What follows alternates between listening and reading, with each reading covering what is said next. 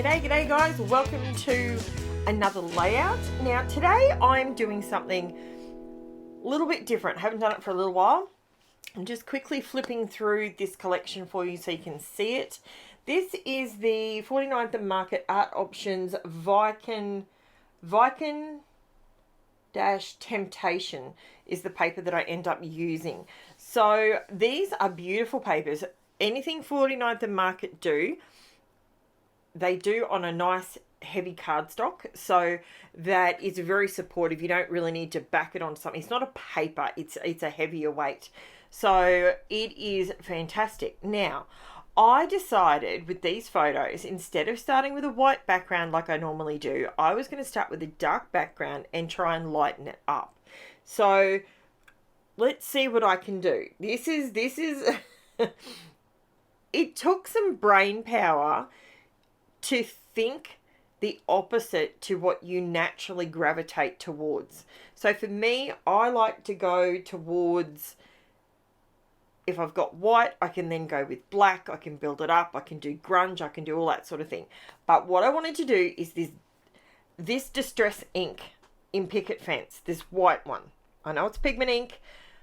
I have had no luck with this ink pad. I just seem to be doing something very, very wrong with it. Can you see there? It's just not doing anything. So I figure, okay, I will stamp the stamp pad onto the stamp. It sort of worked. I wouldn't say it worked beautifully. Yes, I have re-inked this stamp, and I can tell you it was so annoying. So I wanted to use some colours, but I wanted to stay in the green and the purples because obviously that's what the collection is. I wanted to go ahead and keep those colours coming through. This took a little bit of work. As you can see, I'm having very, very little luck. Then I decided, right, I'll use a fuller stamp. And this one is, let me see. So I used a Kaisercraft stamps. I think this one is grunged paint that I'm using. This one is honeycomb. Then I use a grid texture. I use one called Amethyst, and I use a PRIMA stamp called Old Receipt. This took a little bit to start to get it to build up because I was building it in reverse. So I was going dark to light. It took a little bit, but it does work. Stick with me. You want to see this through to the end because the end result is like, whoa, that actually worked. And I've got to say, it's hard when you start from a dark page, and I was thinking I needed to lighten it up. But then I thought maybe I could use my VersaFine Onyx Black ink, get some of that down, and then I can cross over it with some of the white Picket Fence. Then maybe that would come through better. So that's what I started to do. So that colour that I was using then was my VersaFine Onyx Black. Now I've gone, I know this is going to mess with your head, right? I'm trying to lighten the page up, yet I went for the darkest possible Distress Oxide purple that there is, which is in fact Villainous Potion. It worked. Totally worked, guys. I don't know how this worked, but it did. So I put some Villainous Potion on my Dina Wakley Media stamp platform that I seem to use as a paint palette more than anything else. It is so good for that. Easy to clean. It's great. Now, and reusable. So I used this stencil. It doesn't have a name. It's an A007. It came in a set of stencils ages and ages ago. I can't even tell you where I got it from. But it's just cracks basically.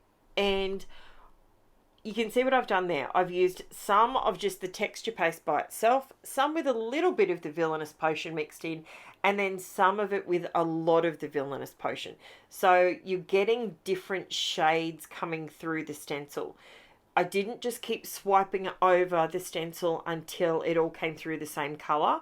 That's not what we were after. I needed something to lighten it up to allow me to have a focal point that draws your eye towards it. So then, as you can see, the white paint, I managed to get this to start to look mixed media-y, if that's a word. Stick with me. We're going to make it a word, okay? I wanted it to look very mixed media-esque, right?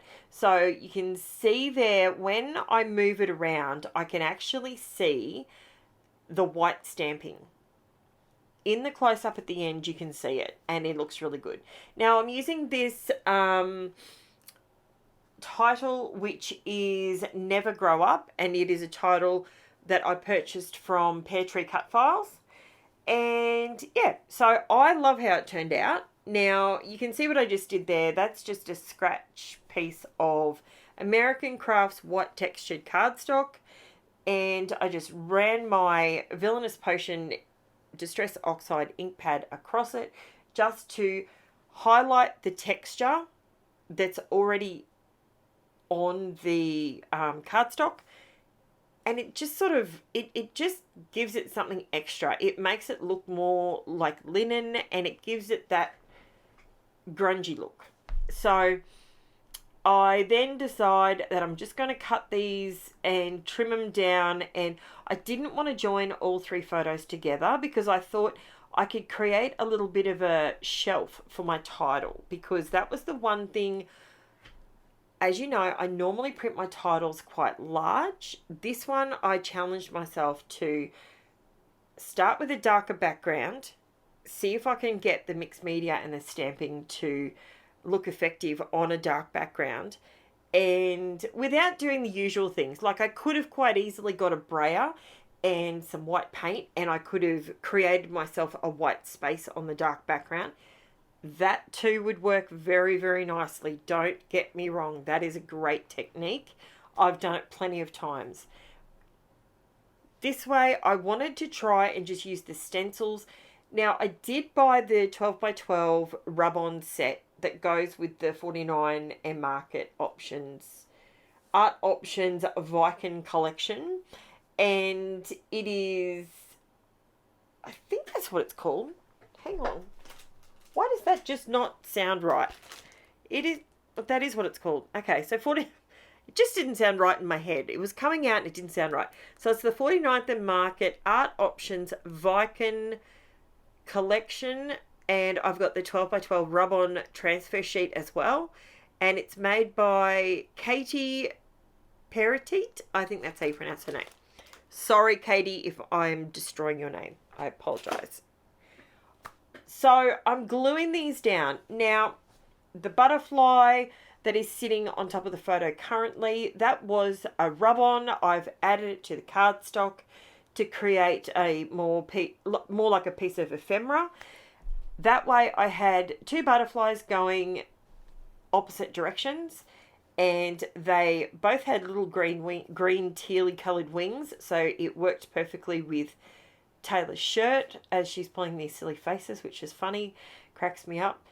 Because so for those that don't know, Taylor is my eldest daughter, and throughout her childhood she has struggled with Asperger's / autism.